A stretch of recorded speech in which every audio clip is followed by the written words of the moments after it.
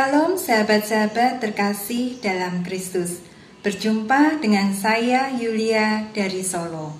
Pada kesempatan ini saya akan membawakan renungan dari Injil Yohanes bab 12 ayat 1 sampai 11 dengan tema Tuhan melihat hati.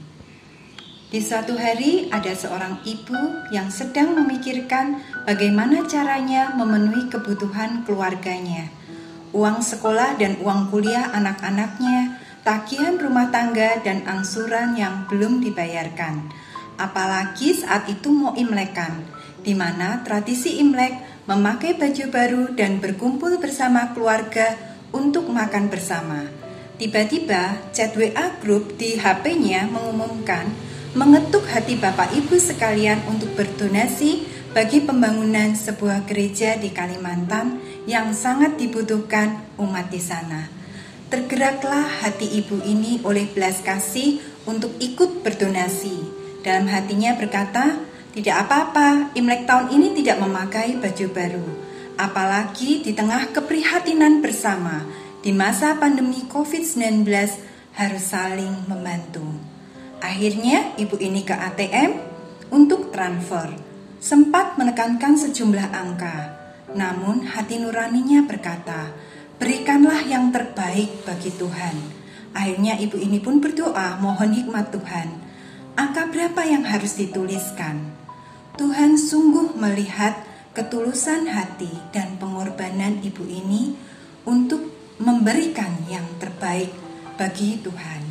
Ibu ini akhirnya mendapat ganjaran bahwa uang kuliah anaknya gratis karena anaknya menjadi salah satu penerima beasiswa prestasi akademik dari kampusnya. Demikian juga dalam Injil Yohanes kali ini. Yesus melihat ketulusan hati Maria, saudara Marta dan Lazarus yang menunjukkan pengabdiannya yang begitu besar, rela berkorban demi memberikan yang terbaik bagi Tuhan. Di dalam ayat 3 dikatakan, maka Maria mengambil setengah kati minyak narwastu murni yang mahal harganya, lalu meminyaki kaki Yesus dan menyekanya dengan rambutnya, dan bau minyak semerbak di seluruh rumah itu. Maria tidak hitung-hitungan dengan Tuhan. Walau harga minyak narwastu itu 300 dinar, senilai dengan upah pekerja hampir 1 tahun. Mengapa? Karena Yesus pantas mendapatkan yang terbaik karena keluhuran hatinya. Maria juga dengan kasihnya rela merendahkan diri untuk menyembah Yesus. Berbeda dengan Yudas Iskariot yang penuh dengan kemunafikan, seolah peduli dengan orang miskin, namun sebetulnya punya niat terselubung di balik perkataannya.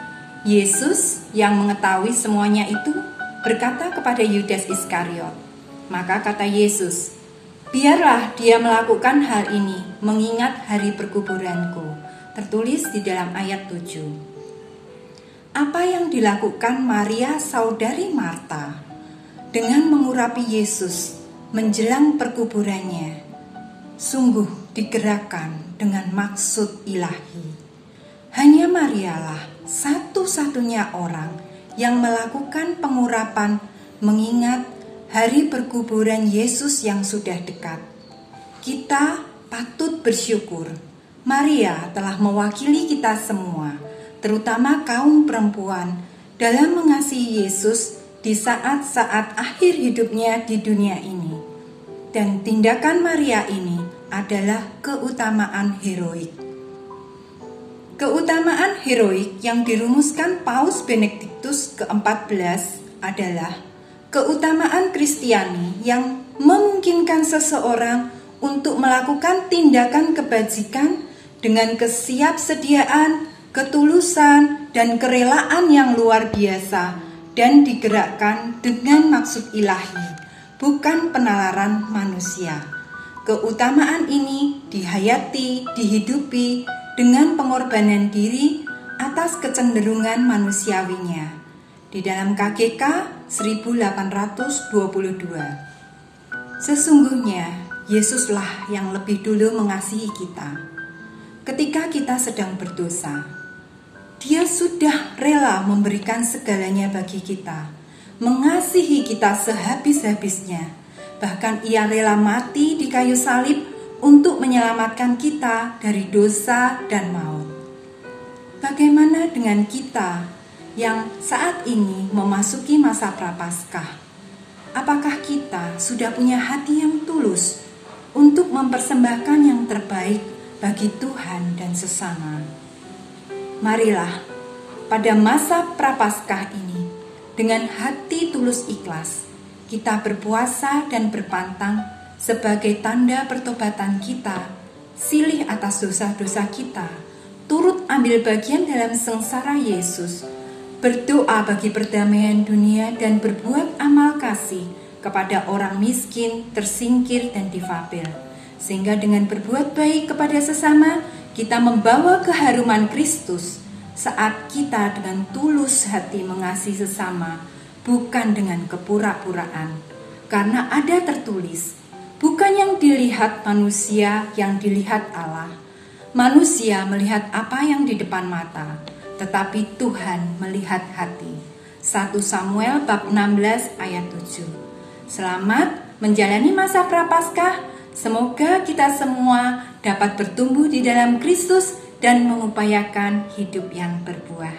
Terima kasih, Tuhan memberkati.